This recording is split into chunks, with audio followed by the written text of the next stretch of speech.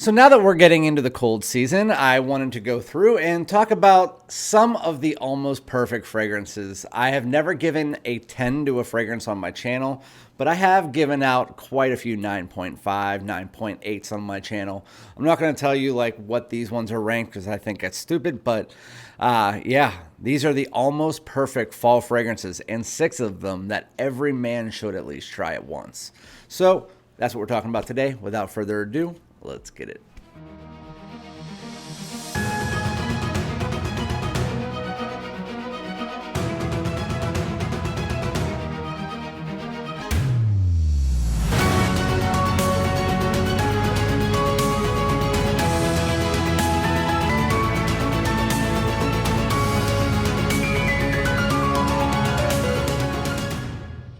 What's good, my great smelling dudes? Welcome back to my channel. My name is Randy, aka Fragrance Dude, back at you talking about 6 fragrances that are almost perfect fall fragrances that every man should try at least one time. Before we get into it, make sure to hit the subscribe button. Everybody smash that like, comment below. Let me know what some of your favorite almost perfect fall fragrances are.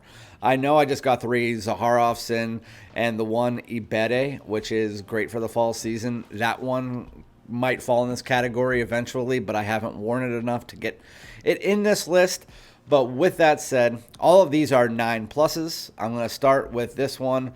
This is probably my favorite fragrance of all time. It was my second niche fragrance of all time, Kilian Angel Share. Angel Share Paradis came out earlier this year. It just is like this, a little bit more woody and raspberry in the opening. That's nice, but that's my third favorite Angel Share. Then Angel Share on the Rocks came out. It's almost like what they did with Stronger With You Freeze, but they did it with the Angel Share DNA, like brighten it up, a little bit fresher, any season wear, and it might actually be, it's as good as, if not better than the original Angel Share, but I still, for the fall, the original Angel Share is where it's at. So I'm not going to say much more about this. Everybody knows Angel Share, and if you don't, just go back and watch my full review and all my other 50 videos with this in it. It is a warm, boozy, ambery cinnamon bun drink. That's what it smells like, and it will get, this is probably the most complimented fall fragrance that I've ever smelled. And whether you're a woman, a man, it doesn't really matter. This stuff smells great. It literally, ambery cinnamon. There's only one person that actually told me they're not a huge fan of it, and that's my moderator Mo, and it's because of the oak wood in the dry down, but which I get, but I don't get it like overpowering in the dry down. I still smell it, but it's not like overpowering like it is for him. I think he's a little bit sensitive to it. But with that said, Angel Share, definitely probably my favorite fragrance, maybe of all time. I don't want to say that because my opinion changes all the time. Going to the next one, this was released last year. I could have also included the newer release from this year of this line, but this is Gentleman Society Extreme from Givenchy. This stuff, so the original one came out, and I remember whenever the original Gentleman Society came out, I said, you know what, you should go watch the video. I was like, this is like a 7.5. But the thing is I hope this isn't just a flanker off of the original Gentleman, and then they're going to stop there, because this could be the perfect DNA to build off of. And guess what? The next year, they released this, which the notes were like cold brew and whatever. Yes, there's like a coffee note in here, but it just took that DNA, and I was right.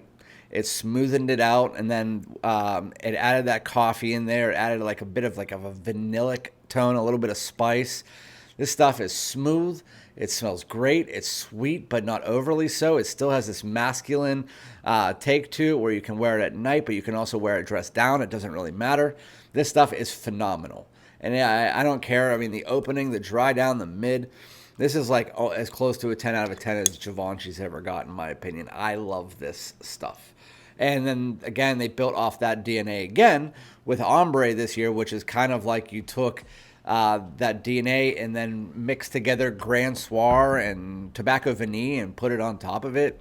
Like, they're just knocking it out of the park. They're doing exactly what I want other brands to do. But most other brands are just like, we're going to take this DNA and then we're going to add like a smidgen of clary sage so it smells almost nothing different. And then for the next one, we're going to add a little bigger smidgen of clary sage and maybe a little bit of juniper. It's like, be bold. Take that DNA and add some shit on top of it. People that people like. But anyway, going into the next one. This one is my scent of the night tonight. This is Prada L'Homme Intense. L'Homme Intense. Prada L'Homme Intense. Oh, masculine, but sweet.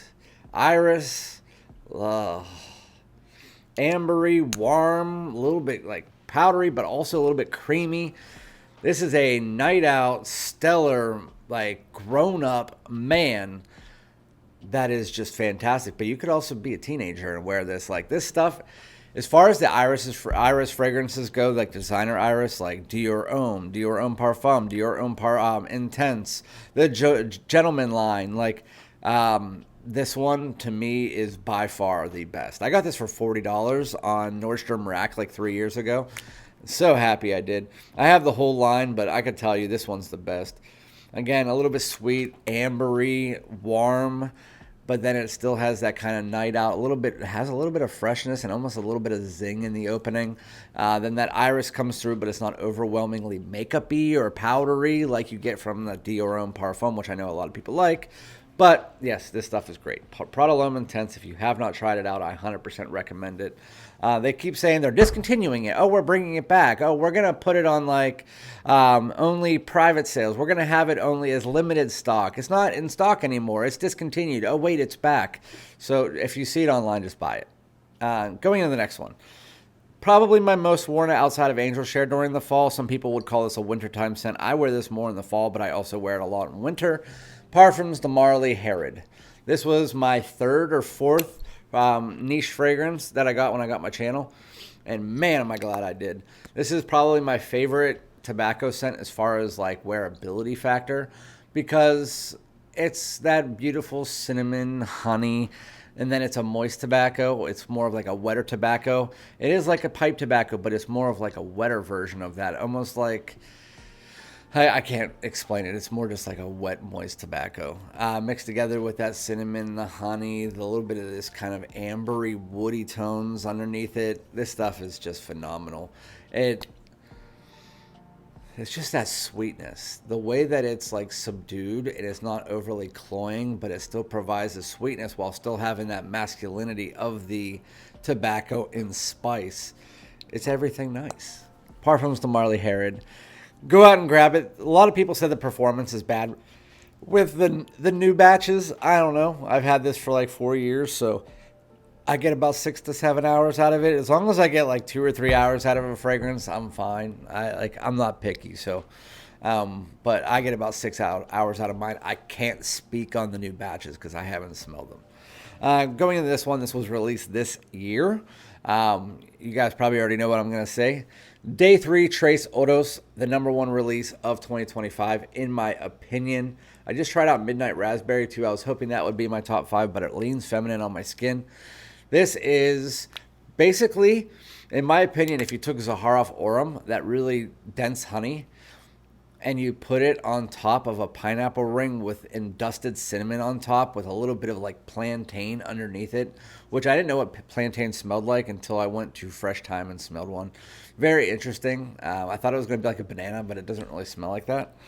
Just gives a little bit of depth to the fragrance, but it's more cinnamon and honey than anything on top of a little bit of this juicy pineapple in the opening.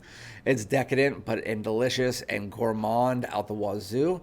But outside of that, when you get to the dry down, it adds a little bit of freshness to it, but it's definitely a spring, fall, winter fragrance. But I have been known to wear it in the summer. Wear what you want when you want. And the last one, this is the 2024 batch, the limited edition one or whatever it was, vintage batch. So I get about 6 to 7 hours out of it, but I know that the newer batches are like 4 hours, but I don't care. The smell's great. This is Plum and Cognac by Sense of Wood. I've been getting really into this house a lot lately. They're like, every one of the fragrances is like something in wood or something in something. Like hinoki, or something in vanilla, something in bourbon, apricot and cognac, but plum and cognac. It starts out, it has this nice, warm, lightly boozed plum. It's not as boozy as you would think. It's kind of like a sweeter, smoother cognac mixed together with that beautiful, warm, juicy plum. And then as you get to the dry down, it gets almost a light bubblegum, gummy, airy vibe that you get from the kind of like the vanilla mixing together with the plum. But overall, the nice spice mixed in, the fruitiness. This is one of my favorite fragrances of all time. I think I gave it the highest score on my channel, which was a 9.7. Yeah, this is all that in a bag of chips. If you like plum, I just recommend you just blind buy this shit. I'm telling you. You can find it on Olfactory for like 180. Just look at my posts whenever I do my sales posts. A lot of times I do put this on there. But again, this is not going to be on there because this is the limited batch or the vintage batch, which you can find on their website. Anyway, so those are 6 fragrances that every man should try at least once, especially if I like the sweeter fragrances. I do lean like unisex, leaning masculine. That's where I really love to sit with my fragrances. I don't like the femme side, and I'm not huge on the overly masculine side. But this is where I sit, so you can tell my tastes. Let me know what you guys think of these, and let me know some fragrances that you think are almost 10 out of 10s or 10 out of 10s for you. Again, I haven't given one in 4 years, so we'll see. But with that said, make sure to like, comment, subscribe. I'll be back with another one. Peace out.